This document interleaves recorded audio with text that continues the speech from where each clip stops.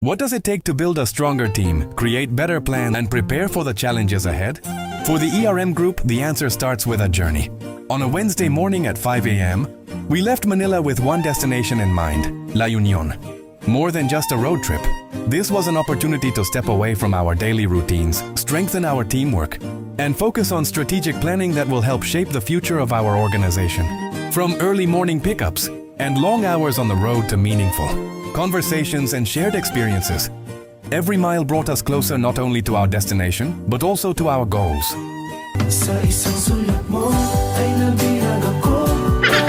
Join us as we travel, plan, collaborate, and create lasting memories in this ERM Group planning adventure. Our journey began bright and early on a Wednesday morning as we departed from Manila at around 5 a.m. To make the trip comfortable for everyone, we rented a coaster bus that was large enough to accommodate the entire team. Along the way, we picked up several members from their respective locations, allowing everyone to conveniently join the trip before we headed north. As with any long road trip,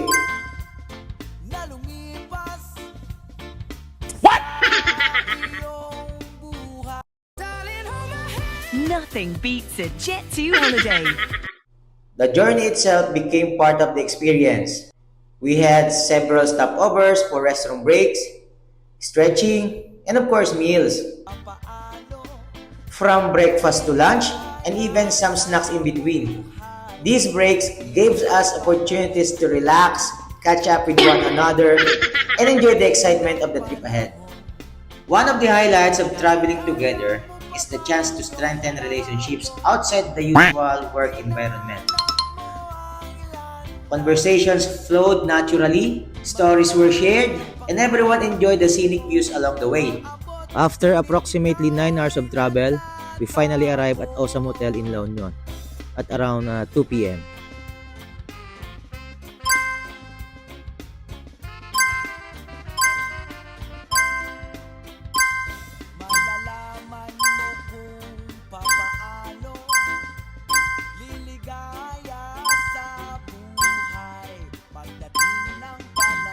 Upon arrival, we received our room key cards and proceeded directly to our assigned rooms for check-in. The hotel immediately impressed us with its welcoming atmosphere, comfortable accommodations, and beautiful surroundings. It provided the perfect venue for both productive discussion and much-needed relaxation.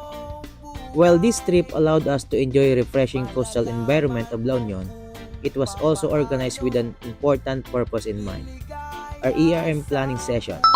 As a risk management team, planning is a critical activity that enables us to align our objectives, review accomplishments, identify emerging risks, and develop strategies that will help us or our organization navigate future challenges effectively.